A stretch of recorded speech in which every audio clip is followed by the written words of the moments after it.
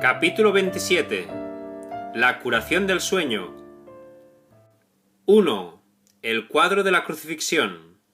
El deseo de ser tratado injustamente es un intento de querer transigir combinando el ataque con la inocencia. ¿Quién podría combinar lo que es totalmente incompatible y formar una unidad de lo que jamás puede unirse? Si recorres el camino de la bondad, no tendrás miedo del mal, ni de las sombras de la noche. Mas no pongas símbolos de terror en tu senda, pues de lo contrario tejerás una corona de espinas, de la que ni tu hermano ni tú os podéis escapar. No puedes crucificarte solo a ti mismo, y si eres tratado injustamente, tu hermano no puede sino pagar por la injusticia que tú percibes. No puedes sacrificarte solo a ti mismo, pues el sacrificio es total. Si de alguna manera el sacrificio fuese posible, incluiría a toda la creación de Dios y al Padre junto con su Hijo bien amado. En tu liberación del sacrificio se pone de manifiesto la de tu hermano, haciéndose así evidente que tu liberación es la suya, mas cada vez que sufres ves en ello la prueba de que él es culpable por haberte atacado. De esta manera te conviertes en la prueba de que él ha perdido su inocencia, y de que sólo necesita contemplarte para darse cuenta de que has sido condenado. Mas la justicia se encargará de que él pague por todas las injusticias cometidas contra ti. La injusta venganza por la que tú estás pagando ahora, es él quien debería pagar por ella, y cuando recaiga sobre él, tú te liberarás.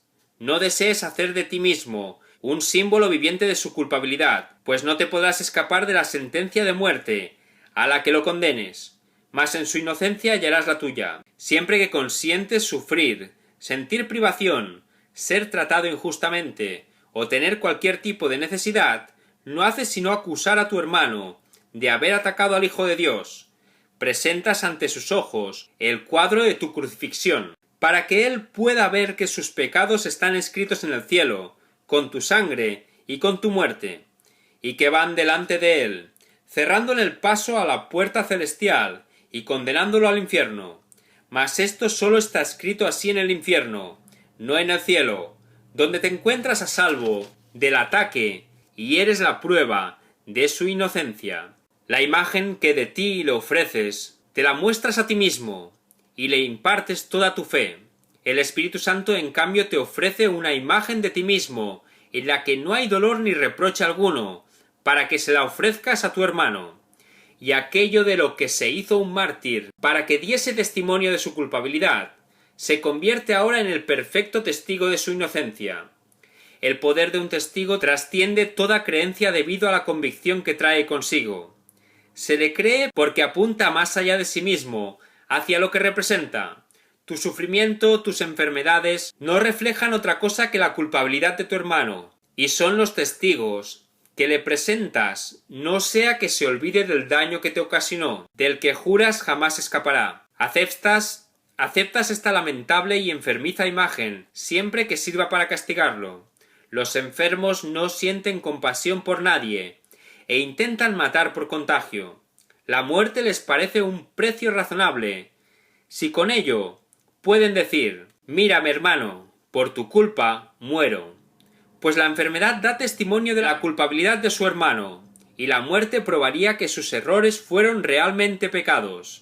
La enfermedad no es sino una leve forma de muerte, una forma de venganza que todavía no es total. No obstante, habla con certeza en nombre de lo que representa.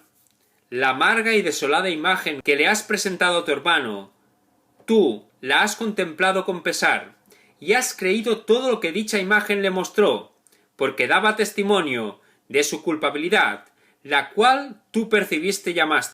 Ahora el Espíritu Santo deposita en las manos que mediante su contacto con él se han vuelto mansas, una imagen de ti muy diferente.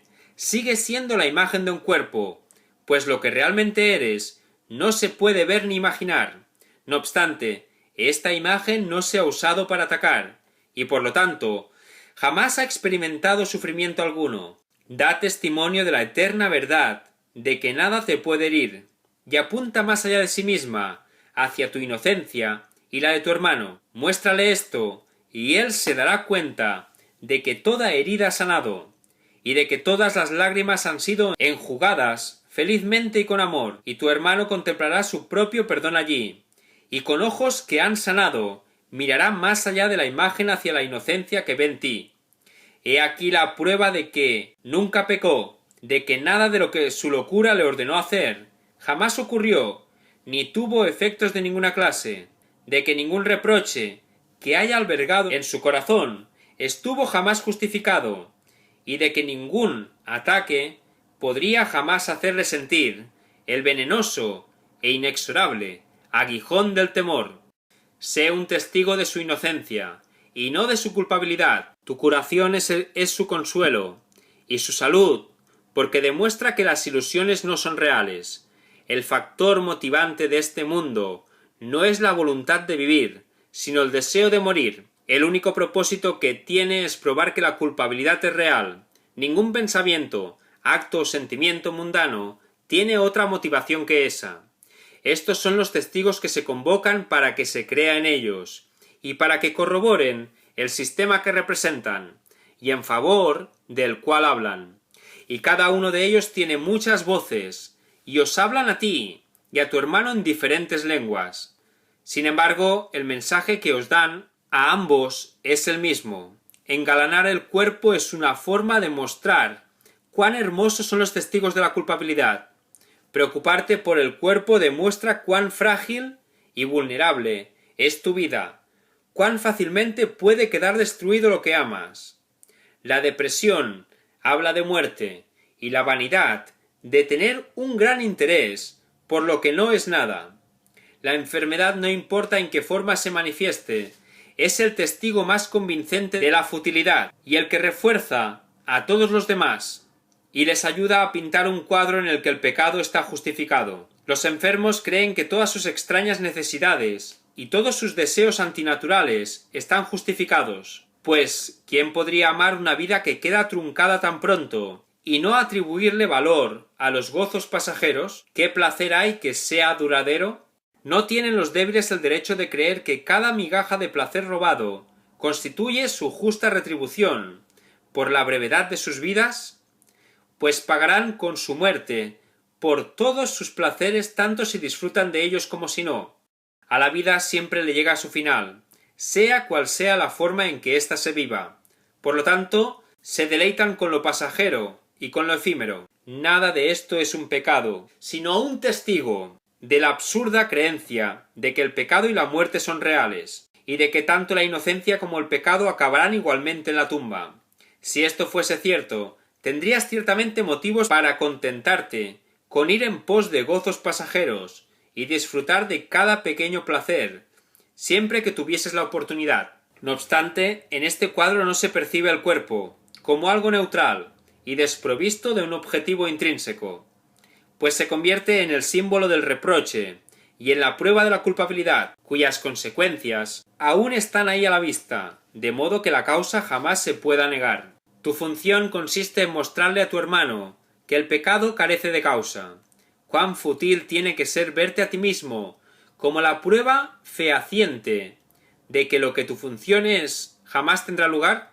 La imagen que te ofrece el Espíritu Santo no convierte al cuerpo en algo que éste no es. Lo único que hace es purificarlo de todo vestigio de acusación y reproche. Al representársele como algo carente de propósito, no se le puede considerar ni enfermo ni saludable, ni bueno ni malo.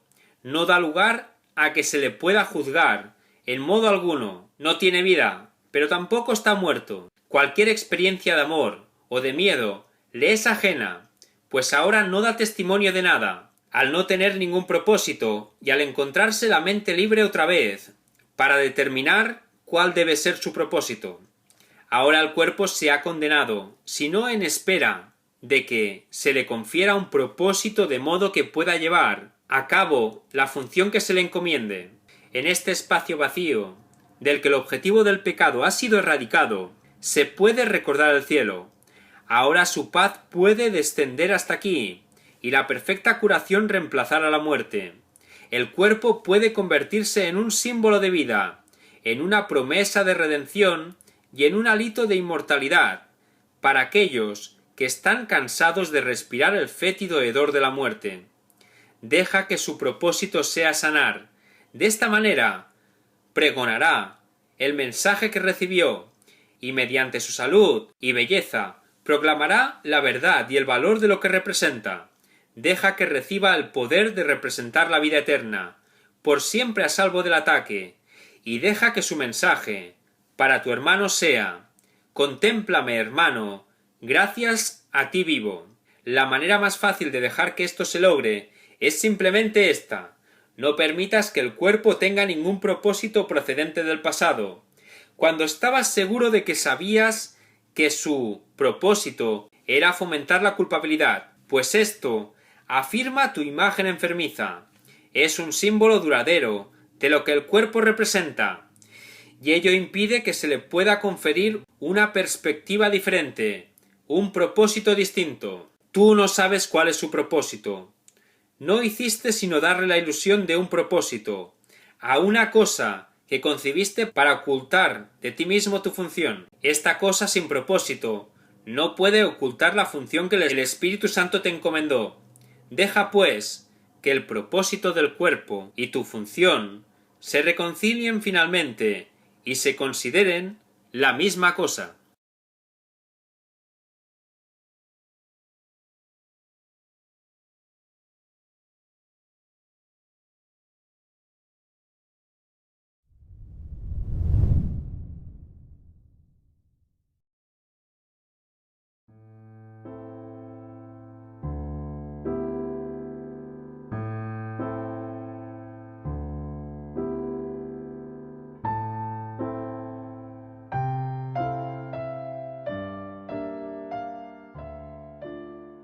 Dos. El temor a sanar. ¿Es atemorizante sanar?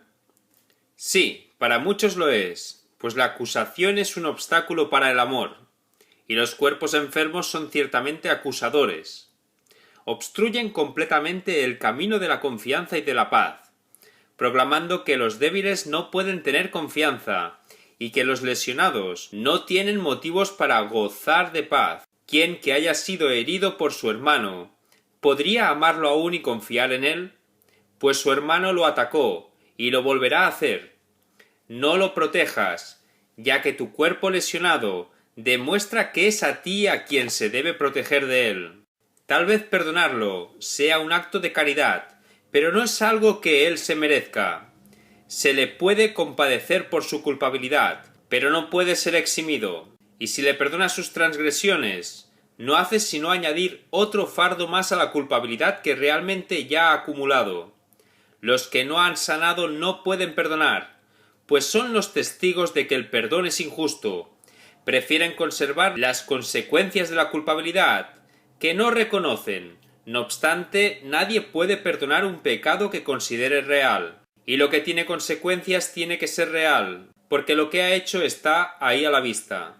El perdón no es piedad, la cual no hace sino tratar de perdonar lo que cree que es verdad. No se puede devolver bondad por maldad, pues el perdón no establece primero que el pecado sea real, para luego perdonarlo.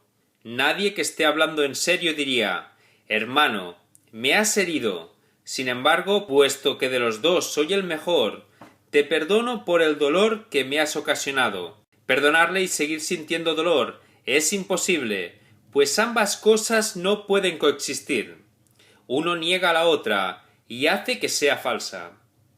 Ser testigo del pecado y al mismo tiempo perdonarlo es una paradoja que la razón no puede concebir, pues afirma que lo que se te ha hecho no merece perdón, y si lo concedes eres clemente con tu hermano, pero conservas la prueba de que él no es realmente inocente.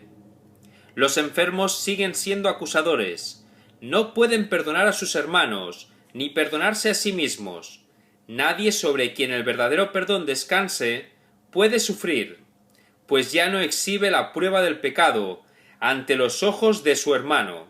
Por lo tanto, debe haberlo pasado por alto y haberlo eliminado de su propia vista. El perdón no puede ser para uno y no para el otro.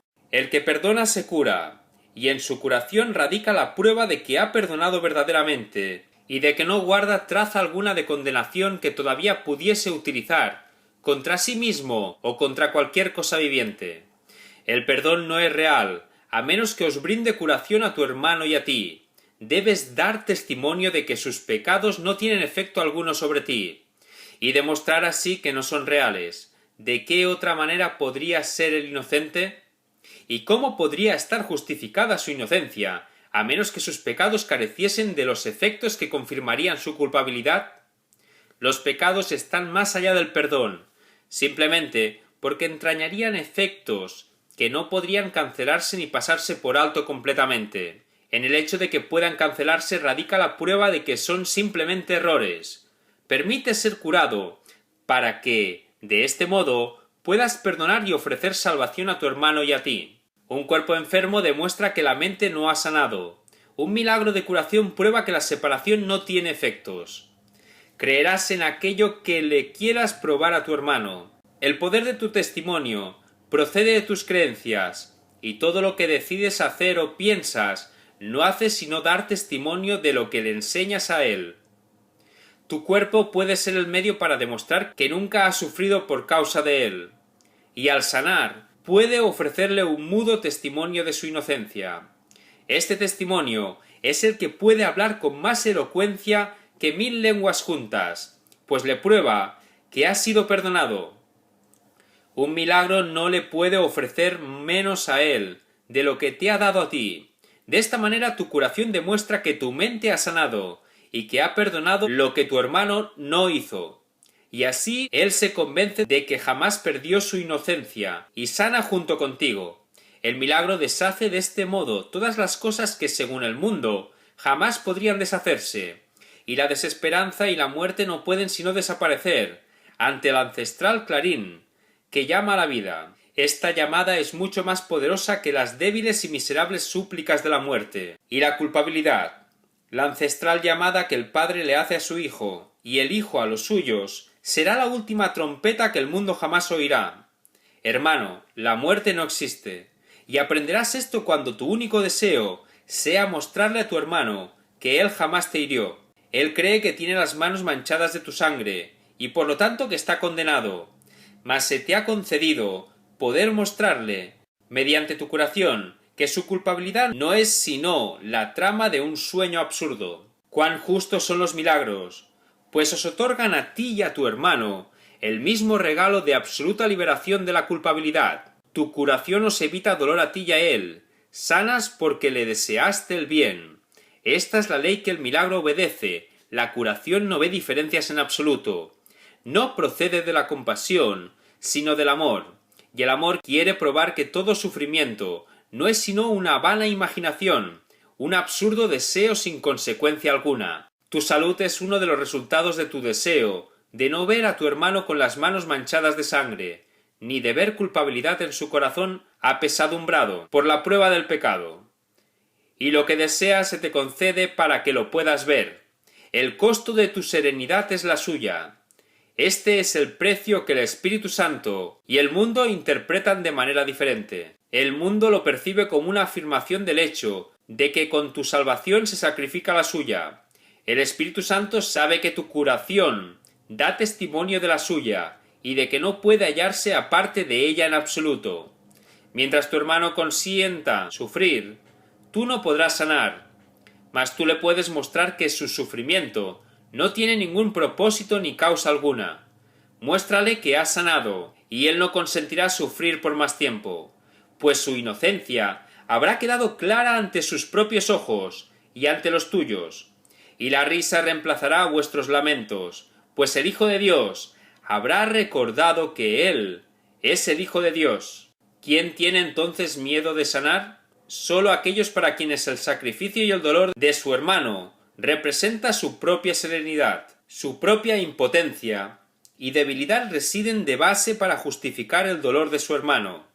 El constante aguijón de culpabilidad que su hermano experimenta sirve para probar que él es un esclavo, pero que ellos son libres. El constante dolor que sufren es la prueba de que ellos son libres, porque pueden mantener cautivo a su hermano, y desean la enfermedad para evitar que la balanza del sacrificio se incline a favor de aquel. ¿Cómo se podría persuadir al Espíritu Santo para que se detuviese por un instante, o incluso menos, a razonar con semejantes argumentos en favor de la enfermedad? ¿Y es acaso menester demorar tu curación porque te detengas a escuchar a la demencia? Tu función no es corregir. La función de corregir le corresponde a uno que conoce la justicia, no la culpabilidad. Si asumes el papel de corrector, ya no puedes llevar a cabo la función de perdonar. Nadie puede perdonar hasta que aprende que corregir es tan solo perdonar, nunca acusar. Por tu cuenta no podrás percatarte de que son lo mismo, y de que por lo tanto no es a ti a quien corresponde corregir. Identidad y función son una misma cosa, y mediante tu función te conoces a ti mismo, de modo que si confundes tu función con la función de otro, es que estás confundido con respecto a ti mismo y con respecto a quién eres. ¿Qué es la separación sino un deseo de arrebatarle a Dios su función y negar que sea suya? Mas si no es su función, tampoco es la tuya, pues no puedes por menos que perder aquello de lo que te apoderas. En una mente escindida, la identidad no puede sino dar la impresión de que está dividida. Nadie puede percibir que una función está unificada, si ésta tiene propósitos conflictivos y objetivos diferentes. Para una mente tan dividida como la tuya, corregir no es sino una manera de castigar a otro, por los pecados que tú crees que son tus propios pecados. Y de este modo el otro se convierte en tu víctima, no en tu hermano, diferente de ti por el hecho de ser más culpable, y tener por lo tanto necesidad de que lo corrijas, al ser tú más inocente que él. Esto separa su función de la tuya, y os da a ambos un papel diferente, y así no podéis ser percibidos como uno, y con una sola función, lo cual querría decir que compartís una misma identidad y un solo objetivo. La corrección que tú quisieras llevar a cabo no puede sino causar separación, ya que esa es la función que tú le otorgaste. Cuando percibas que la corrección es lo mismo que el perdón, sabrás también que la mente del Espíritu Santo y la tuya son una, y de esta manera habrás hallado tu propia identidad. No obstante, él tiene que operar con lo que se le da, y tú solo le permites ocupar la mitad de tu mente, y así él representa la otra mitad, y parece tener un propósito diferente de aquel que tú abrigas, y crees que es el tuyo. De este modo tu función parece estar dividida, con una de sus mitades en oposición a la otra. Esas dos mitades parecen representar la separación de un ser, que se percibe dividido en dos. Observa cómo esta percepción de ti mismo no puede sino entenderse, y no pases por alto el hecho de que todo pensamiento se extiende porque ese es su propósito debido a lo que realmente es. De la idea de que el ser se compone de dos partes, surge necesariamente el punto de vista de que su función está dividida entre las dos. Pero lo que quieres corregir es solamente la mitad del error, que tú crees que es todo el error. Los pecados de tu hermano se convierten de este modo en el blanco central de la corrección. No vaya a ser que tus errores y los suyos se vean como el mismo error. Los tuyos son equivocaciones, pero los suyos son pecados, y por ende no son como los tuyos. Los suyos merecen castigo mientras que los tuyos, si vamos a ser justos, deberían pasarse por alto. De acuerdo con esta interpretación de lo que significa corregir, no podrás ver tus propios errores, pues habrás trasladado el blanco de la corrección fuera de ti mismo, sobre uno que no puede ser parte de ti, mientras esa percepción perdure. Aquel al que se condena jamás puede volver a formar parte del que lo acusa, quien lo odiaba y todavía lo sigue odiando por ser un símbolo de su propio miedo. He aquí a tu hermano, el blanco de tu odio, quien no es digno de formar parte de ti, y es por lo tanto algo externo a ti, la otra mitad, lo que se repudia, y sólo lo que se deja privado de su presencia se percibe como todo lo que tú eres. El Espíritu Santo tiene que representar esa otra mitad, hasta que tú reconozcas que es la otra mitad, y Él hace esto asignándoos a ti y a tu hermano la misma función y no una diferente. Corregir es la función que se os ha dado a ambos, pero no a ninguno de vosotros por separado, y cuando la lleváis a cabo, reconociendo que es una función que compartís, no puede sino corregir los errores de ambos. No puede dejar errores sin corregir en uno y liberar al otro. Eso sería un propósito dividido, que, por lo tanto, no se podría compartir, y así no puede ser el objetivo en el que el Espíritu Santo ve el suyo propio, y puedes estar seguro de que Él no llevará a cabo una función que no vea y reconozca como propia, pues sólo así puede Él mantener la vuestra intacta, a pesar de vuestros diferentes puntos de vista con respecto a lo que es vuestra función. Si Él apoyase una función dividida, estaríais ciertamente perdidos. La incapacidad del Espíritu Santo de ver su objetivo dividido y como algo distinto para cada uno de vosotros, te impide ser consciente de una función que no es la tuya. De esta manera la curación se os concede a los dos. La corrección debe dejarse en manos de uno que sabe que la corrección y el perdón son lo mismo. Cuando sólo se dispone de la mitad de la mente, eso es incomprensible. Deja pues la corrección en manos de la mente, que está unida y coopera como una sola, porque su propósito es indiviso y únicamente puede concebir como suya una sola función. He aquí la función que se le dio, concebida para que fuese la suya propia, y no algo aparte de aquello que su dador todavía conserva precisamente, porque es una función que se ha compartido. En el hecho de que él acepte esta función, residen los medios a través de los cuales tu mente se unifica. Este único propósito unifica las dos mitades de ti, que tú percibes como separadas, y cada uno perdona al otro, a fin de poder aceptar su otra mitad como parte de sí mismo.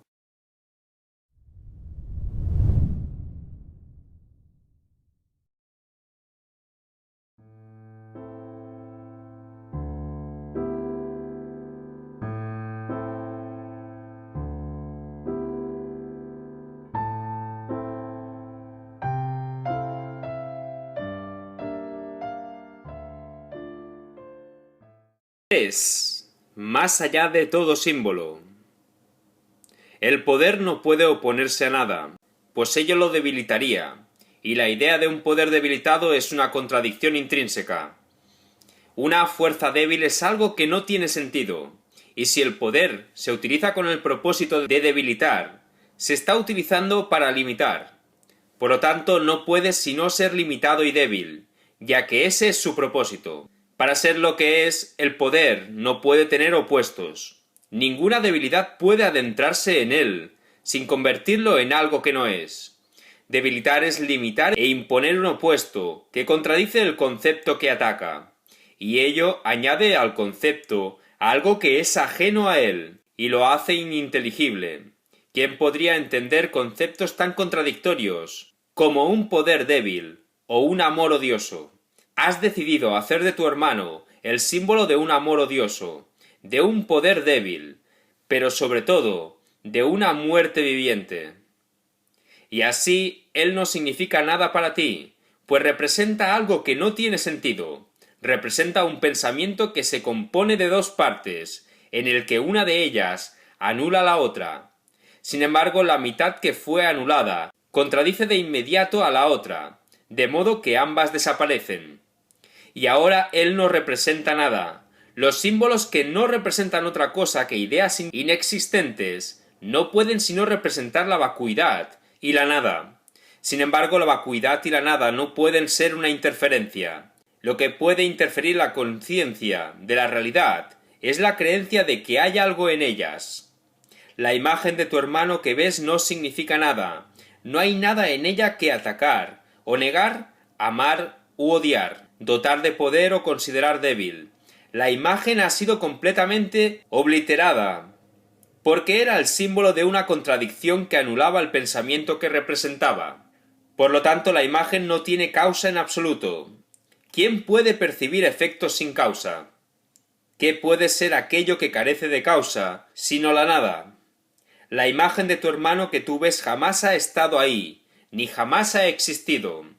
Deja pues que el espacio vacío que ocupas se reconozca como vacante, y que el tiempo que se haya dedicado a verla se perciba como un tiempo desperdiciado, en vano, un intervalo de tiempo en blanco, un espacio vacío que no se percibe ocupado, y un intervalo de tiempo que no se considere usado ni completamente empleado. Se convierte en una silenciosa invitación a la verdad, para que entre y se sienta como en su casa. No se puede hacer ningún preparativo que aumente el verdadero atractivo de esta invitación, pues lo que se deja vacante Dios lo llena, y allí donde Él está, siempre tiene que morar la verdad. La creación es un poder que no se puede debilitar, y que no tiene opuestos. Para esto no hay símbolos. Nada puede apuntar hacia lo que está más allá de la verdad. Pues, ¿qué podría representar a lo que es más que todo? El verdadero deshacimiento, no obstante, tiene que ser benévolo. Por lo tanto, la primera imagen que reemplaza la tuya es otra clase de imagen. De la misma manera en que la nada no puede ser representada, tampoco existe un símbolo que represente a la totalidad. La realidad, en última instancia, solo se puede conocer libre de cualquier forma, sin imágenes que la representen y sin ser vista.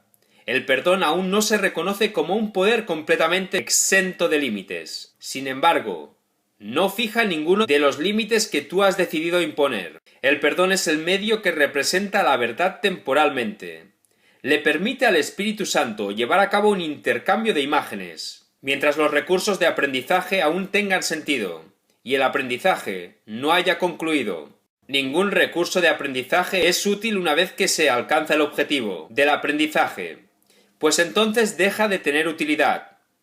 Pero durante el aprendizaje se utiliza de una manera que ahora temes, pero que llegarás a amar. La imagen de tu hermano que se te ha dado para que ocupe el lugar que tan recientemente dejaste desocupado y vacante, no necesitará defensa de ninguna clase, pues le darás una preferencia abrumadora.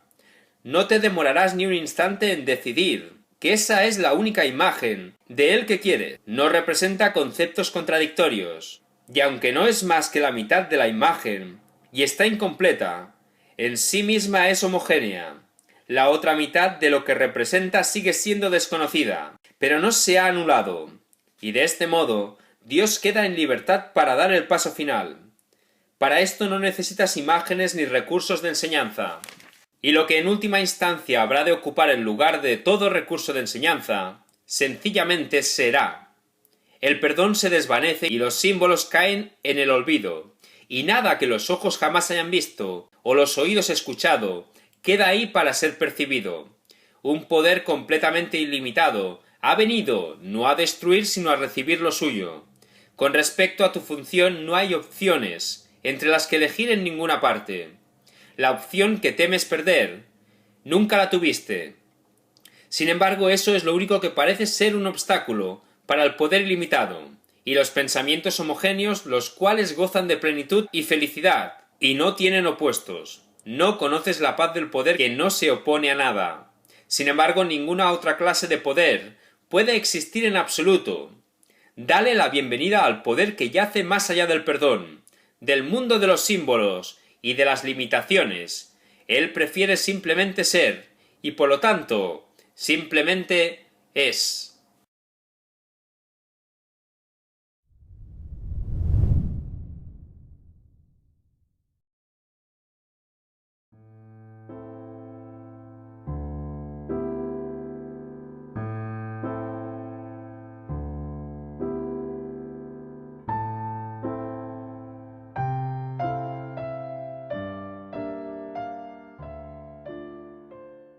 ⁴. La callada respuesta. En la quietud todas las cosas reciben respuesta, y todo problema queda resuelto serenamente. Pero en medio del conflicto no puede haber respuesta ni se puede resolver nada, pues su propósito es asegurarse de que no haya solución, y de que ninguna respuesta sea posible. Ningún problema puede resolverse dentro del conflicto, pues se le ve de diferentes maneras. Y lo que sería una solución desde un punto de vista no lo es desde otro. Tú estás en conflicto, por lo tanto es evidente que no puedes resolver nada en absoluto, pues los efectos del conflicto no son parciales. No obstante, si Dios dio una solución, de alguna manera tus problemas tienen que haberse resuelto, pues lo que su voluntad dispone ya se ha realizado. Por eso es por lo que el tiempo no tiene nada que ver con la solución de ningún problema, ya que cualquiera de ellos puede ser resuelto ahora mismo, y por eso es también por lo que, en tu estado mental, ninguna solución es posible. Dios tiene que haberte dado, por lo tanto, una manera de alcanzar otro estado mental, en el que se encuentra la solución. Tal es el instante santo. Ahí es donde debes llevar y dejar todos tus problemas. Ahí es donde les corresponde estar, pues ahí se encuentra su solución. Y si su solución se encuentra ahí, el problema tiene que ser simple y fácil de resolver. No tiene objeto tratar de resolver un problema donde es imposible que se encuentre su solución, mas es igualmente seguro que se resolverá si se lleva donde se encuentra la solución. No intentes resolver ningún problema, excepto desde la seguridad del instante santo, pues ahí el problema sí tiene solución, y queda resuelto. Fuera de él no habrá solución, pues fuera de él no puede hallarse respuesta alguna. No hay lugar, fuera de él, donde jamás se pueda plantear una sola pregunta sencilla. El mundo solo puede hacer preguntas que se componen de dos partes. Una pregunta con muchas respuestas no tiene respuesta. Ninguna de ellas sería válida. El mundo no hace preguntas con la intención de que sean contestadas, sino solo para reiterar su propio punto de vista. Todas las preguntas que se hacen en este mundo no son realmente preguntas, sino tan solo una manera de ver las cosas. Ninguna pregunta que se haga con odio puede ser contestada porque de por sí ya es una respuesta. Una pregunta que se compone de dos partes, pregunta y responde simultáneamente, y ambas cosas dan testimonio de lo mismo aunque en forma diferente. El mundo tan solo hace una pregunta, y es esta. De todas estas ilusiones, ¿cuál es verdad? ¿Cuáles inspiran paz y ofrecen dicha? ¿Y cuáles pueden ayudarte a escapar de todo el dolor del que este mundo se compone? Independientemente de la forma que adopte la pregunta, su propósito es siempre el mismo. Pregunta para establecer que el pecado es real, y las contestaciones que te ofrece requieren que expreses tus preferencias. ¿Qué pecado prefieres? Este es el que debes elegir. Los otros no son verdad. ¿Qué quieres que te consiga el cuerpo que tú desees, por encima de todas las cosas? Él es tu siervo y también tu amigo. Dile simplemente lo que quieres y te servirá amorosa y diligentemente. Esto no es una pregunta, pues te dice lo que quieres y a dónde debes ir para encontrarlo. No da lugar a que sus creencias se puedan poner en tela de juicio. Lo único que hace es exponer lo que afirma en forma de pregunta. Una pseudo-pregunta carece de respuesta, pues dicta la respuesta al mismo tiempo que hace la pregunta. Toda pregunta que se hace en el mundo es, por lo tanto, una forma de propaganda a favor de éste. De la misma manera en que los testigos del cuerpo son sus propios sentidos, así también las respuestas a las preguntas que el mundo hace están implícitas en las preguntas. Cuando la respuesta es lo mismo que la pregunta, no aporta nada nuevo, ni se aprende nada de ella. Una pregunta honesta es un medio de aprendizaje que pregunta algo que tú no sabes.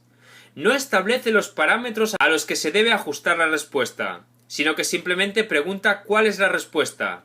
Mas nadie que se encuentre en un estado conflictivo es libre para hacer esta clase de pregunta, pues no desea una respuesta honesta que ponga fin a su conflicto. Solo dentro del instante santo se puede plantear honestamente una pregunta honesta. Y del significado de la pregunta se deriva todo el significado que pueda tener la respuesta.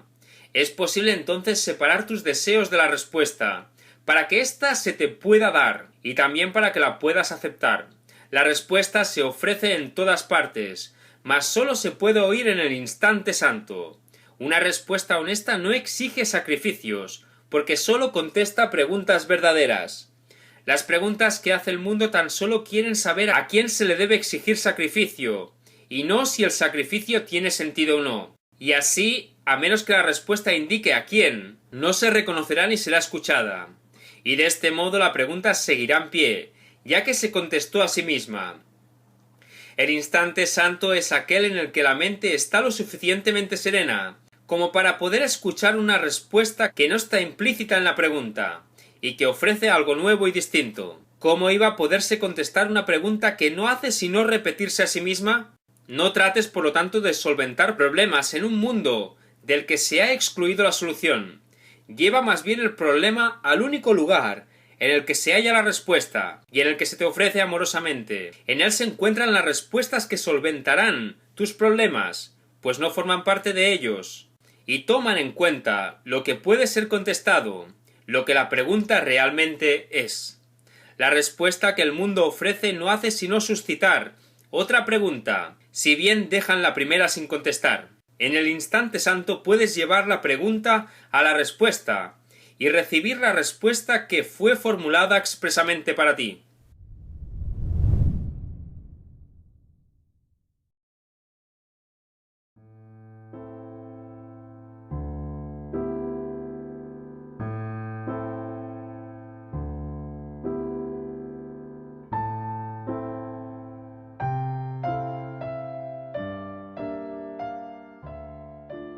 ¡5! El ejemplo de la curación. La única manera de curarse es curando. El milagro se extiende sin tu ayuda, pero tú eres esencial para que pueda dar comienzo. Acepta el milagro de curación, y se extenderá por razón de lo que es. Su naturaleza es extenderse desde el instante en que nace, y nace en el instante en que se ofrece y se recibe. Nadie puede pedirle a otro que sane, pero puede permitirse a sí mismo ser sanado, y así ofrecerle al otro lo que él ha recibido. ¿Quién podría ofrecer a otro lo que él mismo no tiene? ¿Y quién podría compartir lo que se niega a sí mismo? El Espíritu Santo te habla a ti, no a otra persona, y al tú escucharle, su voz se extiende porque has aceptado lo que él dice. La salud es el testigo de la salud. Mientras no se dé testimonio de ella, no será convincente. Sirve de prueba solo cuando ha sido demostrada, y para ello tiene que proveer un testigo que nos induzca a creer. Nadie se cura con mensajes contradictorios. Te curas cuando lo único que deseas es curar. Tu propósito indiviso hace que esto sea posible. Pero si tienes miedo de la curación, entonces no puede efectuarse a través de ti. Lo único que se requiere para que se efectúe una curación es que no haya miedo. Los temerosos no se han curado, por lo tanto no pueden curar. Esto no quiere decir que para que puedas curar tenga que haber desaparecido el conflicto de tu mente para siempre. Pero si así fuese, no habría entonces necesidad de curación. Mas sí quiere decir que aunque solo sea por un instante, tienes que amar sin atacar. Un instante es suficiente. Los milagros no están circunscritos al tiempo. El instante santo es la morada de los milagros. Desde allí cada uno de ellos viene a este mundo como un testigo de un estado mental, que ha trascendido el conflicto y ha alcanzado la paz. El instante santo lleva el consuelo de la paz al campo de batalla, demostrando así que la guerra no tiene efectos, pues todo el dolor que la guerra ha tratado de ocasionar, los cuerpos despedazados y los miembros mutilados, los moribundos gimientes y los muertos silenciosos, son dulcemente elevados y consolados. Allí donde un milagro ha venido a sanar, no hay tristeza, y lo único que se requiere para que todo esto ocurra es un instante de tu amor sin traza alguna de ataque. En ese instante sanas, y en ese mismo instante se consuma toda curación, que podría estar separado de ti una vez que has aceptado la bendición que el instante santo brinda. No tengas miedo de bendecir, pues aquel que te bendice ama al mundo y no deja nada en él que pueda ser motivo de miedo. Pero si te niegas a dar tu bendición, el mundo te parecerá ciertamente temible, pues le habrás negado su paz y su consuelo, y lo habrás condenado a la muerte. Aquel que pudo haber salvado a un mundo tan penosamente despojado de todo, pero que se volvió atrás por temor a ser curado, ¿no vería acaso a ese mundo como una condenación? Los ojos de los moribundos reflejan reproche, y el sufrimiento susurra: ¿de qué tienes miedo? Examina detenidamente su pregunta. Te la hace en tu nombre. El mundo agonizante tan solo te pide que dejes de atacarte por un instante, para que él pueda sanar. Ven al instante santo, y sé curado, pues nada de lo que recibes en él se olvida cuando regresas al mundo, y al haber sido bendecido, traerás bendiciones contigo. Se te da vida para que se la impartas al mundo moribundo, y los ojos dolientes ya no acusarán, sino que brillarán con agradecimiento hacia ti que los bendijiste. El fulgor del instante santo iluminará tus ojos, y les dará visión para que puedan ver la faz de Cristo, más allá del sufrimiento. La curación reemplaza al sufrimiento. El que ve uno de ellos no puede percibir el otro, pues ambos no pueden estar presentes a la vez. Y el mundo será el testigo de lo que veas, y dará testimonio de ello. Así pues, lo único que el mundo requiere para poder sanar es tu curación. Solo necesita una lección que se haya aprendido perfectamente. Y de esta manera, cuando tú la olvides, el mundo te recordará dulcemente lo que le enseñaste. Debido a su agradecimiento, no dejará de prestarte apoyo a ti que te dejaste curar, para que lo pudieses vivir. Invocará a sus testigos para mostrarte la faz de Cristo, a ti que le trajiste la visión, gracias a la cual la presenciaron. El mundo de acusación es reemplazado por otro en el que todos los ojos se vuelven amorosamente hacia el amigo que les trajo su liberación. Y tu hermano percibirá felizmente los muchos amigos que antes consideraba enemigos. Aunque los problemas no son concretos, se manifiestan en formas concretas, y son estas formas concretas las que configuran el mundo. Nadie entiende la naturaleza de su problema, pues de lo contrario ya no estaría ahí para que él lo pudiese ver. La naturaleza misma del problema es que no es un problema. Por lo tanto, mientras él lo perciba, no lo podrá percibir tal como es. La curación, en cambio, es evidente en situaciones concretas, y se generaliza para incluirlas a todas. Esto se debe a que todas ellas son realmente la misma situación, a pesar de sus diferentes formas. La finalidad de todo aprendizaje es la transferencia, la cual se consuma cuando dos situaciones distintas se ven como lo mismo, ya que lo único que se puede encontrar en ellas son elementos comunes. Esto, no obstante, solo lo puede lograr uno, que no ve las diferencias que tú ves. No eres tú quien lleva a cabo la transferencia de lo que has aprendido, pero el hecho de que dicha transferencia ya se haya llevado a cabo, a pesar de todas las diferencias que ves, te convence de que esas diferencias no podrían ser reales. Tu curación se extenderá y se aplicará a problemas que no creías eran tus problemas, y resultará evidente también que todos tus diferentes problemas se resolverán tan pronto como te hayas librado de uno solo de ellos. No puede ser que sus diferencias sean las que hayan hecho que esto sea posible, pues el aprendizaje no puede saltar de una situación a su opuesto y obtener los mismos resultados. Toda curación debe proceder de la manera ordenada, de acuerdo con las leyes que han sido percibidas correctamente y que no se han violado. No dejes que la manera en que las percibes te haga sentir miedo. Estás equivocado, pero hay alguien dentro de ti que está en lo cierto. Deja pues la transferencia de tu aprendizaje en manos de aquel que realmente entiende sus leyes, y se asegurará de que permanezcan invioladas e ilimitadas. Tu papel consiste simplemente en aplicarte a ti mismo lo que él te ha enseñado. El resto corre de su cuenta.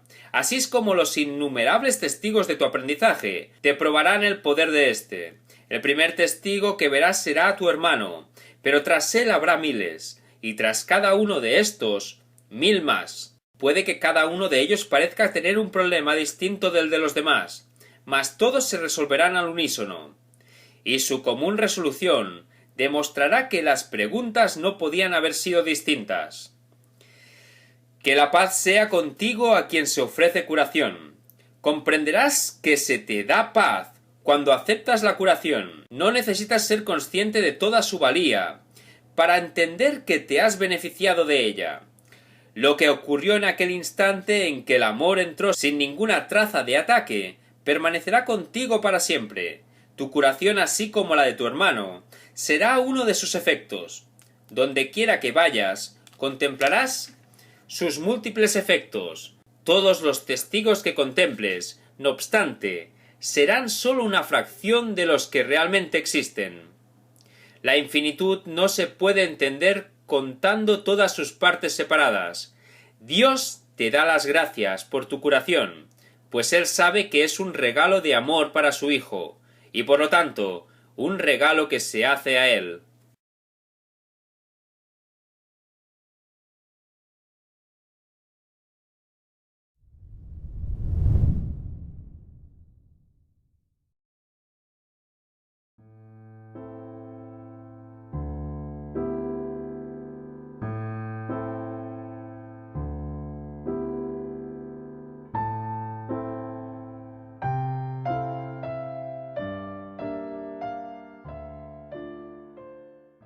6.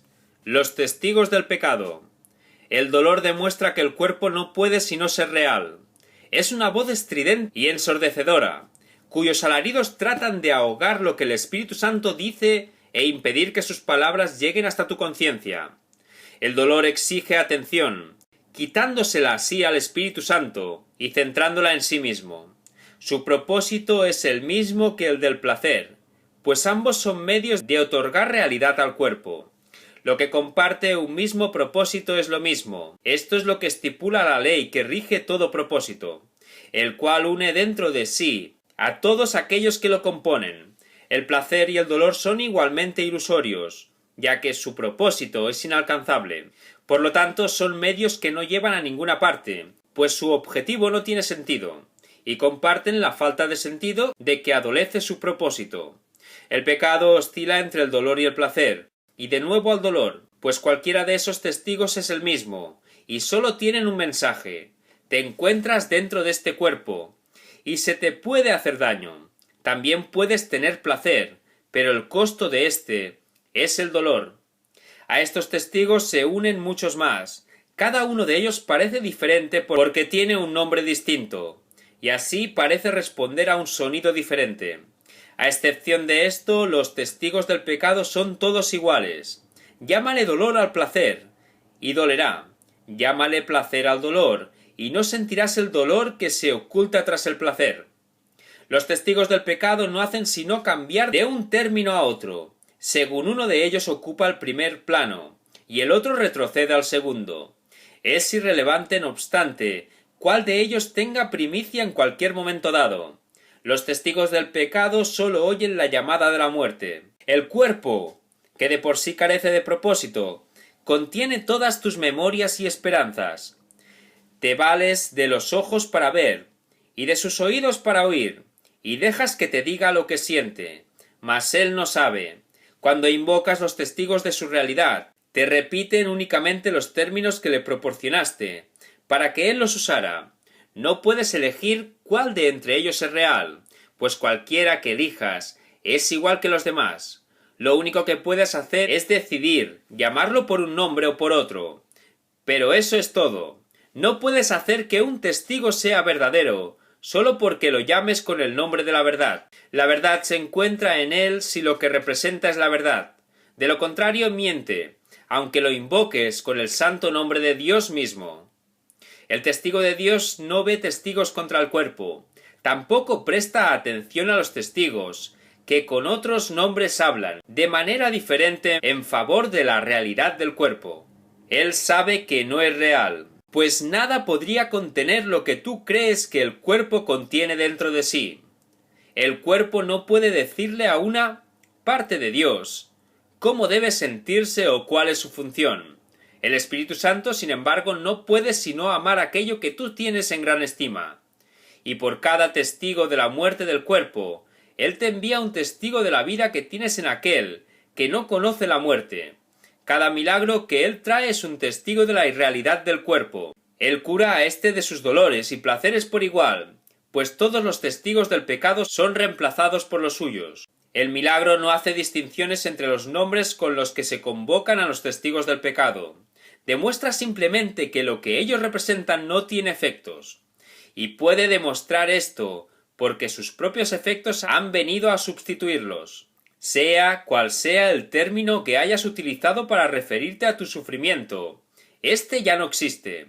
Aquel que es portador del milagro percibe que todos ellos son uno, y lo mismo, y los llama miedo. De la misma manera en que el miedo es el testigo de la muerte, el milagro es el testigo de la vida. Es un testigo que nadie puede refutar, pues los efectos que trae consigo son los de la vida. Gracias a él los moribundos se recuperan, los muertos resucitan, y todo dolor desaparece. Un milagro, no obstante, no habla en nombre propio, sino solo en nombre de lo que representa. El amor a sí mismo tiene símbolos en el mundo del pecado. El milagro perdona porque representa lo que yace más allá del perdón, lo cual es verdad. Cuán absurdo y demente es pensar que un milagro pueda estar limitado por las mismas leyes que vino exclusivamente a abolir. Las leyes del pecado tienen diferentes testigos, y cada uno de ellos tiene diferentes puntos fuertes, y estos testigos dan testimonio de diferentes clases de sufrimiento. No obstante, para aquel que envía los milagros, a fin de bendecir el mundo, una leve punzada de dolor, un pequeño placer mundano o la agonía de la muerte, no son sino el mismo estribillo, una petición de curación, una llamada de socorro, en un mundo de sufrimiento. De esa similitud es de lo que el milagro da testimonio. Esta similitud es lo que prueba. Las leyes que consideraban que todas esas cosas eran diferentes son abolidas, lo cual demuestra su impotencia. El propósito del milagro es lograr esto, y Dios mismo ha garantizado el poder de los milagros, por razón de lo que atestiguan.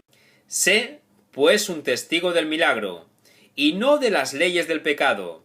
No hay necesidad de que sigas sufriendo, pero sí de que sanes, ya que el sufrimiento y la angustia del mundo han hecho que éste sea sordo a su propia necesidad de salvación y liberación. La resurrección del mundo aguarda hasta que sanes y seas feliz, para que puedas demostrar que el mundo ha sanado.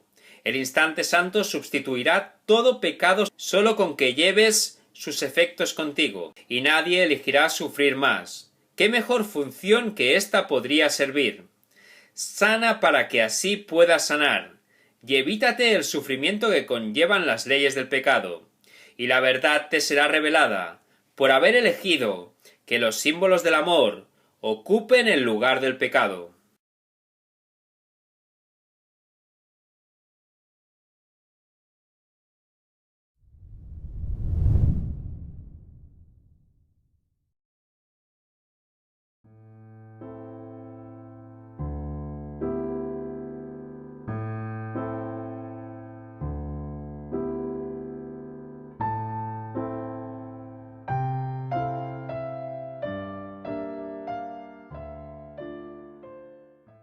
¡7! El soñador del sueño. Sufrir es poner énfasis en todo lo que el mundo ha hecho para hacerte daño. En esto puede verse claramente la versión descabellada que el mundo tiene de la salvación, al igual que en un sueño de castigo en el que el soñador no es consciente de lo que provocó el ataque contra él. Éste se ve a sí mismo atacado injustamente, y por algo que no es él. Él es la víctima de ese algo, una cosa externa a él, por la que no tiene por qué sentirse responsable en absoluto. Él debe ser inocente porque no sabe lo que hace, sino sólo lo que le hacen a él. Su ataque contra sí mismo, no obstante, aún es evidente, pues es él quien sufre, y no puede escapar porque ve la causa de su sufrimiento, fuera de sí mismo. Ahora se te está mostrando que sí puedes escapar. Lo único que necesitas hacer es ver el problema tal como es, y no de la manera en que lo has urdido. ¿Qué otra manera podría haber de resolver un problema, que en realidad es muy simple, pero que se ha envuelto en densas nubes de complicación, concebidas para que el problema siguiera sin resolverse? Sin las nubes, el problema se vería en toda su elemental simplicidad. La elección entonces no sería difícil, porque una vez que el problema se ve claramente, resulta obvio que es absurdo. Nadie tiene dificultad alguna en dejar que un problema sencillo sea resuelto si ve que le está haciendo daño y que se puede resolver fácilmente. El razonamiento que da lugar al mundo, sobre el que descansa y mediante el cual se mantiene vigente, es simplemente este: tú eres la causa de lo que yo hago. Tu sola presencia justifica mi ira, y existes y piensas aparte de mí. Yo debo ser el inocente, ya que eres tú el que ataca, y lo que me hace sufrir son tus ataques. Todo el que examina este razonamiento exactamente como es, se da cuenta de que es incongruente, y de que no tiene sentido.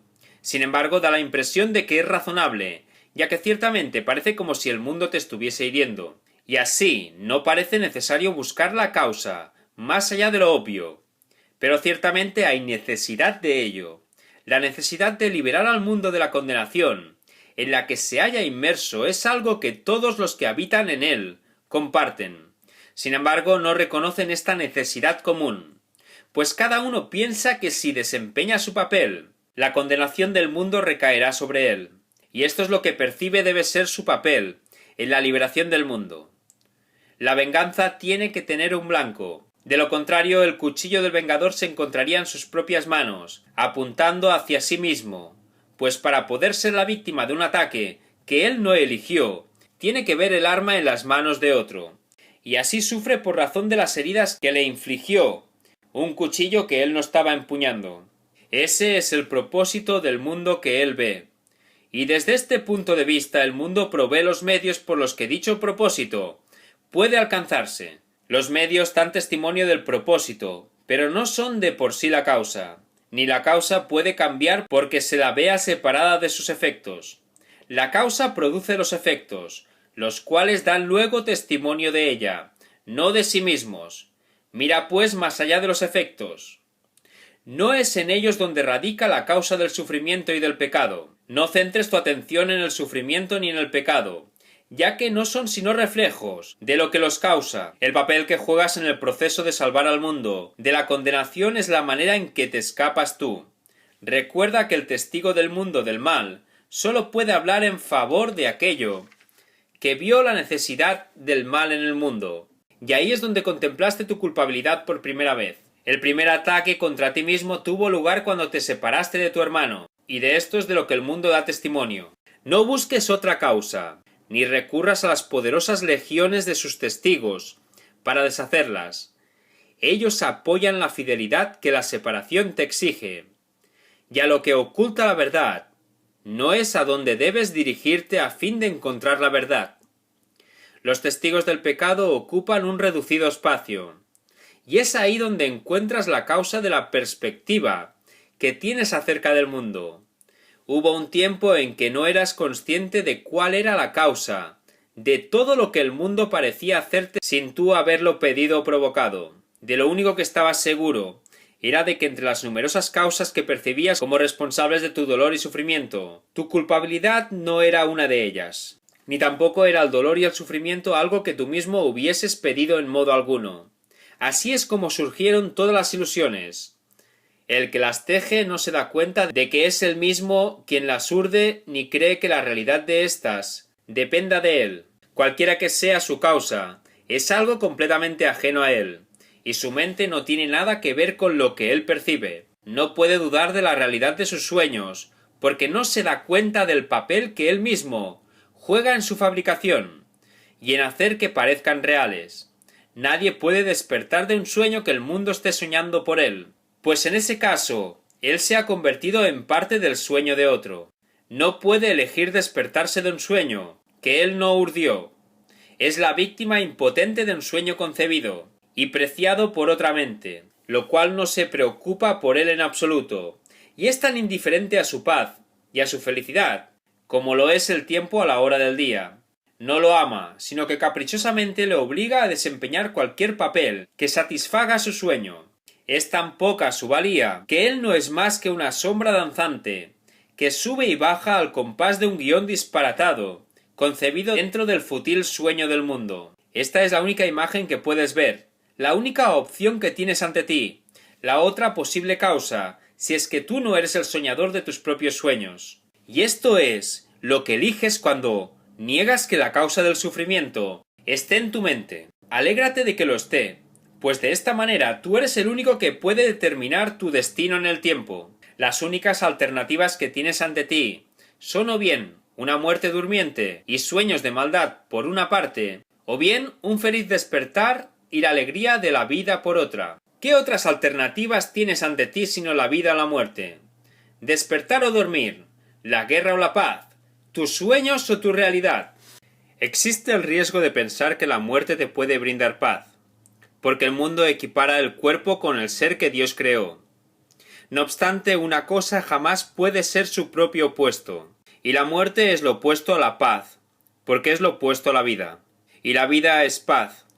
Despierta y olvida todos los pensamientos de muerte, y te darás cuenta de que ya gozas de la paz de Dios. Sin embargo, si es cierto que realmente puedes elegir, tienes entonces que ver las causas de las cosas entre las que eliges exactamente como son y dónde se encuentran. ¿Qué elección puede hacerse entre dos estados cuando solo se reconoce claramente uno de ellos? ¿Quién es libre de elegir entre dos efectos si cree que solo puede escoger uno de ellos?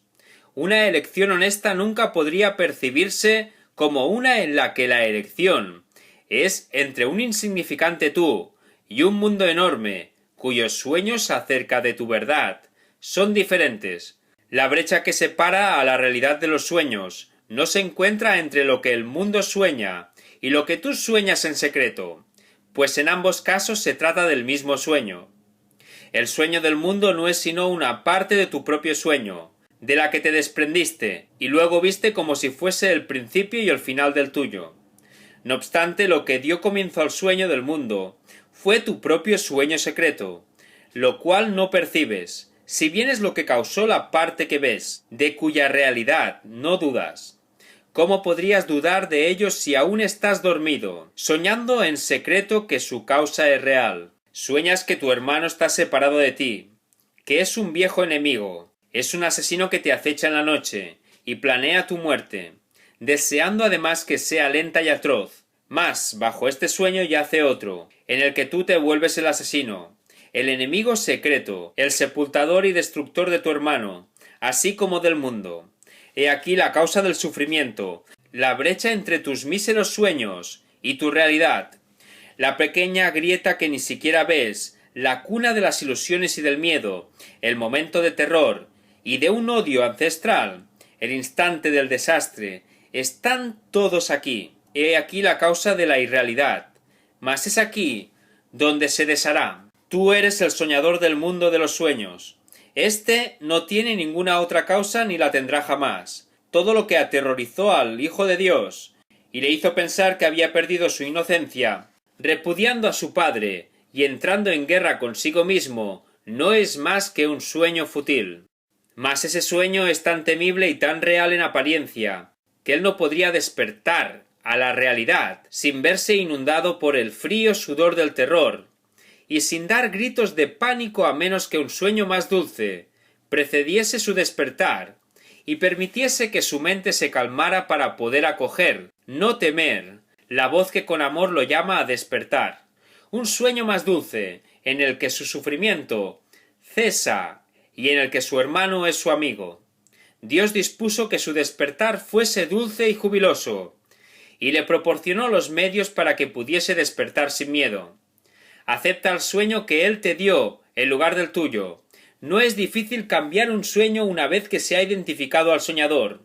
Descansa en el Espíritu Santo y permite que sus dulces sueños reemplacen a los que soñaste aterrorizado, temiéndole a la muerte. El Espíritu Santo te brinda sueños de perdón, en los que la elección no es entre quién es el asesino y quién la víctima. Los sueños que Él te ofrece no son de asesinato ni de muerte. El sueño de culpabilidad está desapareciendo de tu vista, aunque tus ojos están cerrados. Una sonrisa ha venido a iluminar tu rostro durmiente. Duermes apaciblemente ahora, pues estos son sueños felices. Sueña dulcemente con tu hermano inocente, pues se une a ti en santa inocencia, y el mismo Señor de los cielos despertará a su Hijo, bien amado de este sueño. Sueña con la bondad de tu hermano en vez de concentrarte en sus errores. Elige soñar con todas las atenciones que han tenido contigo, en vez de contar todo el dolor que te ha ocasionado. Perdónale sus ilusiones, y dale gracias por toda la ayuda que te ha prestado. Y no desprecies los muchos regalos que te ha hecho, solo porque en tus sueños él no sea perfecto. Él representa a su Padre, a quien ves ofreciéndote tanto vida como muerte. Hermano, lo único que él da es vida. Sin embargo, los regalos que crees que tu hermano te ofrece representan los regalos que sueñas que tu Padre te hace a ti. Ve todos los regalos que tu hermano te hace a la luz de la caridad y bondad que se te ofrece, y no dejes que ningún dolor perturbe tu sueño de profunda gratitud por los regalos que te hace.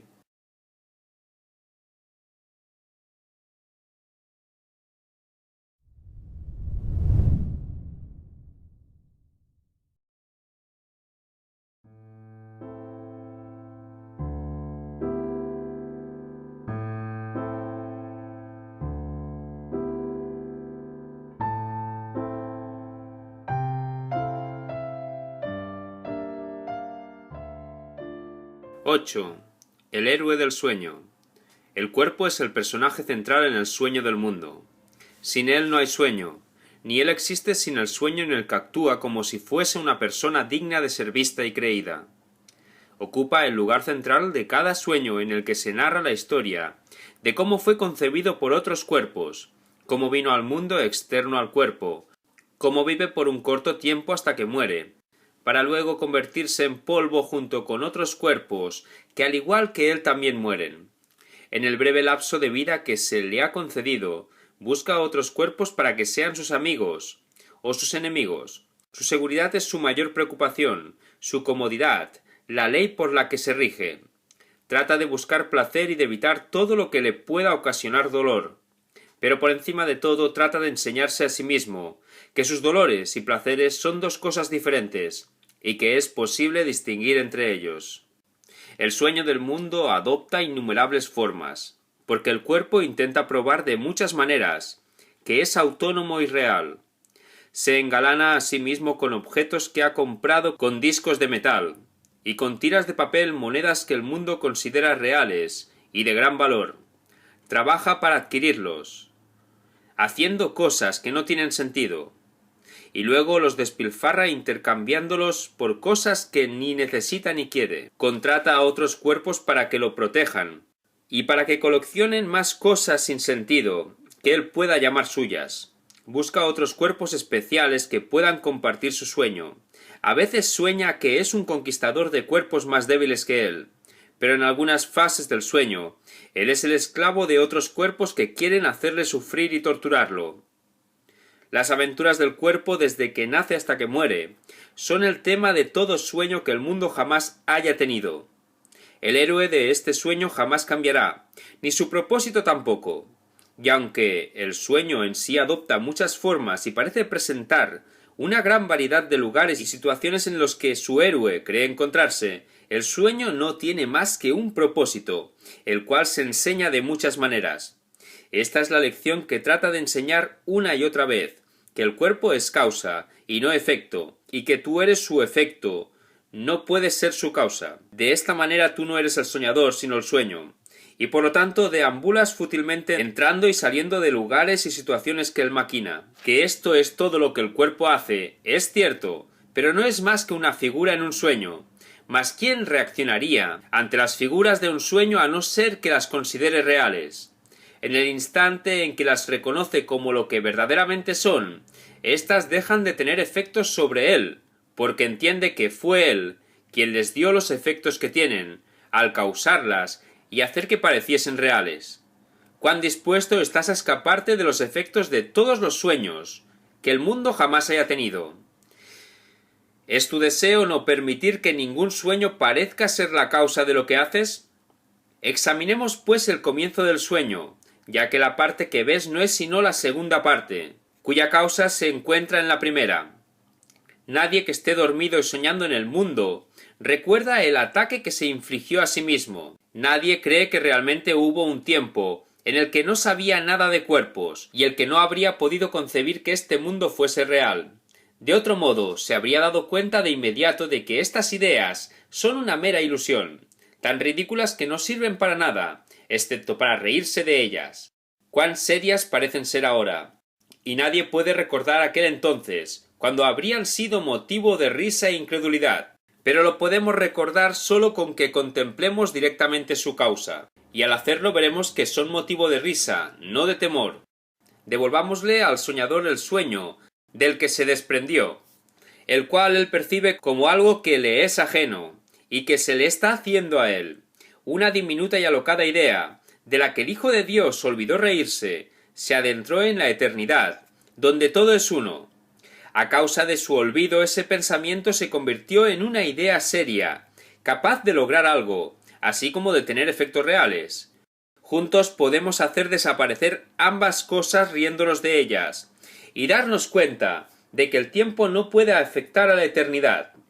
Es motivo de risa pensar que el tiempo pudiese llegar a circunscribir a la eternidad, cuando lo que ésta significa es que el tiempo no existe. Una intemporalidad en la que se otorga realidad al tiempo, una parte de Dios que puede atacarse a sí misma, un hermano separado al que se considera un enemigo, y una mente dentro de un cuerpo son todos diferentes aspectos de un círculo vicioso. cuyo final empieza en su comienzo y concluye en su causa. El mundo que ves te muestra exactamente lo que creíste haber hecho, excepto que ahora crees que lo que hiciste se te está haciendo a ti. La culpabilidad que sentiste por lo que habías pensado la proyectaste fuera de ti mismo, sobre un mundo culpable que es lo que entonces sueña tus sueños y piensa tus pensamientos por ti. Es su venganza la que recae sobre ti, no la tuya propia. Te mantiene estrechamente confinado a un cuerpo, al que castiga por todos los actos pecaminosos que éste comete en su sueño. Y no puedes hacer que el cuerpo deje de cometer sus actos depravados porque tú no eres su hacedor, y por lo tanto no puedes controlar sus acciones, su propósito o su destino. El mundo no hace sino demostrar una verdad ancestral. Creerás que otros te hacen a ti exactamente lo que tú crees haberles hecho a ellos. Y una vez que te hayas engañado a ti mismo culpándolos, no verás la causa de sus actos porque desearás que la culpabilidad recaiga sobre ellos. ¡Cuán infantil es la insolente maniobra de querer defender tu inocencia, descargando tu culpabilidad fuera de ti mismo, aunque sin deshacerte de ella!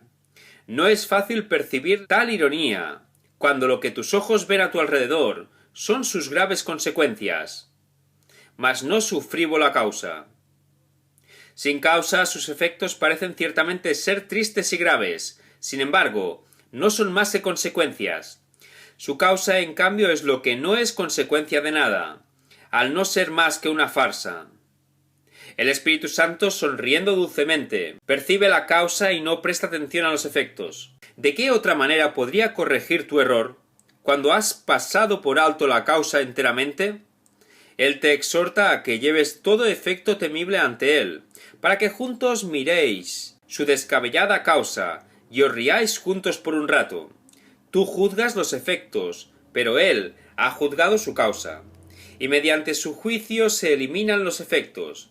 Tal vez vengas con los ojos rasgados en lágrimas, mas óyele decir: hermano mío, santo Hijo de Dios, contempla tu sueño fútil, en el que sólo algo así podría ocurrir. Y saldrás del instante santo riendo, con tu risa y la de tu hermano unida a la de él. El secreto de la salvación no es sino este, que eres tú el que se está haciendo todo esto a sí mismo. No importa cuál sea la forma del ataque, eso sigue siendo verdad. No importa quién desempeñe el papel de enemigo y quién el de agresor, eso sigue siendo verdad. No importa cuál parezca ser la causa de cualquier dolor o sufrimiento que sientas, eso sigue siendo verdad. Pues no reaccionarías en absoluto ante las figuras de un sueño, si supieses que eres tú el que lo está soñando. No importa cuán odiosas y cuán depravadas sean, no podría tener efecto sobre ti, a no ser que no te dieses cuenta de que se trata tan solo de tu propio sueño. Basta con que aprendas esta lección, para que te libres de todo sufrimiento, no importa la forma en que éste se manifieste. El Espíritu Santo repetirá esta lección inclusiva de liberación hasta que la aprendas, independientemente de la forma de sufrimiento que te esté ocasionando dolor. Esta simple verdad será su respuesta, sea cual sea el dolor que lleves ante él, pues esta respuesta elimina la causa de cualquier forma de pensar o dolor. La forma no afecta su respuesta en absoluto, pues él quiere mostrarte la única causa de todo sufrimiento, no importa cuál sea su forma. Y comprenderás que los milagros reflejan esta simple afirmación: yo mismo fabriqué esto, y es esto lo que quiero deshacer. Lleva pues toda forma de sufrimiento ante aquel que sabe que cada una de ellas es como las demás. Él no ve diferencias donde no las hay, y te enseñará cuál es la causa de todas ellas. Ninguna tiene una causa diferente de las demás, y todas se deshacen fácilmente, con una sola lección que realmente se haya aprendido. La salvación es un secreto que sólo tú has ocultado de ti mismo. Así lo proclama el universo, pero haces caso omiso de sus testigos, porque de lo que ellos dan testimonio es algo que prefieres no saber. Parecen mantenerla oculta de ti. Sin embargo, no necesitas sino darte cuenta de que fuiste tú quien eligió no escuchar ni ver. Qué diferente te parecerá el mundo cuando reconozcas esto. Cuando le perdones al mundo tu culpabilidad, te liberarás de ella, Su inocencia no exige que tú seas culpable, ni tu inocencia se basa en sus pecados. Esto es obvio, y es un secreto que no le has ocultado a nadie salvo a ti mismo. Y es esto lo que te ha mantenido separado del mundo, y lo que ha mantenido a tu hermano separado de ti. Ahora solo necesitas reconocer que los dos sois, o inocentes, o culpables. Lo que es imposible es que seáis diferentes el uno del otro, o que seáis ambas cosas. Este es el único secreto que aún te queda por aprender, mas no será un secreto que has sanado.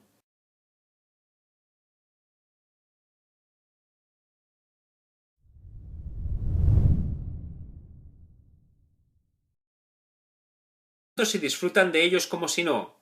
A la vida siempre le llega a su final, sea cual sea la forma en que ésta se viva. Por lo tanto, se deleitan con lo pasajero y con lo efímero. Nada de esto es un pecado, sino un testigo de la absurda creencia de que el pecado y la muerte son reales, y de que tanto la inocencia como el pecado acabarán igualmente en la tumba.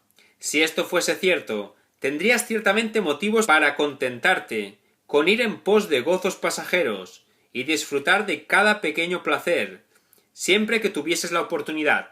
No obstante, en este cuadro no se percibe el cuerpo como algo neutral y desprovisto de un objetivo intrínseco, pues se convierte en el símbolo del reproche y en la prueba de la culpabilidad, cuyas consecuencias aún están ahí a la vista, de modo que la causa jamás se pueda negar. Tu función consiste en mostrarle a tu hermano que el pecado carece de causa.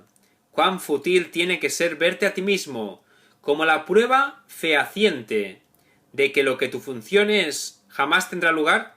La imagen que te ofrece el Espíritu Santo no convierte al cuerpo en algo que éste no es. Lo único que hace es purificarlo de todo vestigio de acusación y reproche. Al representársele como algo carente de propósito, no se le puede considerar ni enfermo ni saludable, ni bueno ni malo.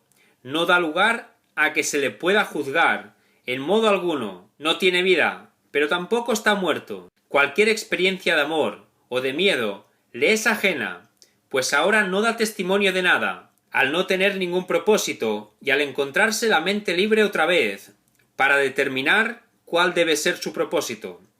Ahora el cuerpo se ha condenado, sino en espera de que se le confiera un propósito de modo que pueda llevar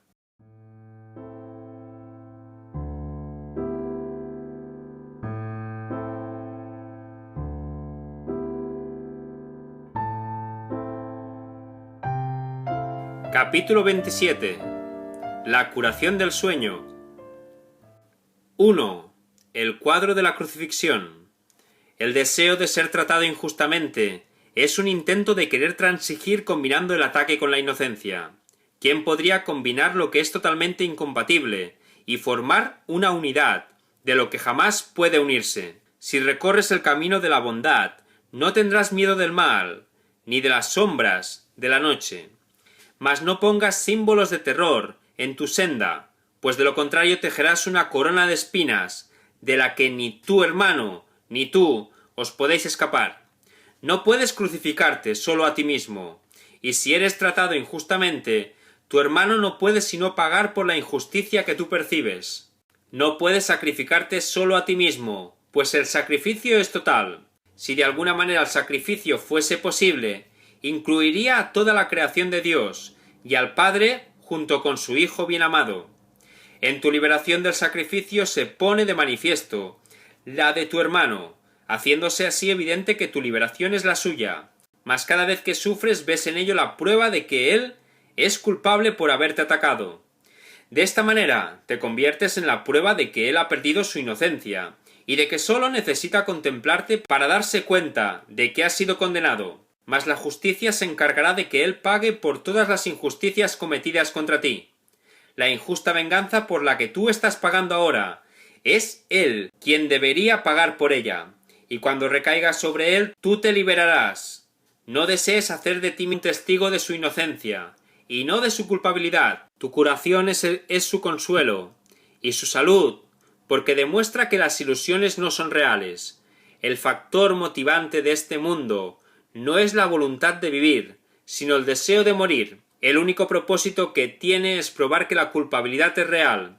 Ningún pensamiento, acto o sentimiento mundano tiene otra motivación que esa. Estos son los testigos que se convocan para que se crea en ellos, y para que corroboren el sistema que representan, y en favor del cual hablan. Y cada uno de ellos tiene muchas voces, y os hablan a ti y a tu hermano en diferentes lenguas. Sin embargo, el mensaje que os dan a ambos es el mismo. Engalanar el cuerpo es una forma de mostrar cuán hermosos son los testigos de la culpabilidad. Preocuparte por el cuerpo demuestra cuán frágil y vulnerable es tu vida, cuán fácilmente puede quedar destruido lo que amas. La depresión habla de muerte y la vanidad de tener un gran interés por lo que no es nada. La enfermedad, no importa en qué forma se manifieste, es el testigo más convincente de la futilidad y el que refuerza a todos los demás y les ayuda a pintar un cuadro en el que el pecado está justificado. Los enfermos creen que todas sus extrañas necesidades y todos sus deseos antinaturales están justificados, pues ¿quién podría amar una vida que queda truncada tan pronto y no atribuirle valor a los gozos pasajeros? ¿Qué placer hay que sea duradero? ¿No tienen los débiles el derecho de creer que cada migaja de placer robado constituye su justa retribución por la brevedad de sus vidas? Pues pagarán con su muerte por todos sus placeres, tan decir: mírame, hermano, por tu culpa muero. Pues la enfermedad da testimonio de la culpabilidad de su hermano, y la muerte probaría que sus errores fueron realmente pecados. La enfermedad no es sino una leve forma de muerte, una forma de venganza que todavía no es total. No obstante, habla con certeza en nombre de lo que representa. La amarga y desolada imagen que le has presentado a tu hermano, tú la has contemplado con pesar, y has creído todo lo que dicha imagen le mostró, porque daba testimonio de su culpabilidad, la cual tú percibiste y amaste.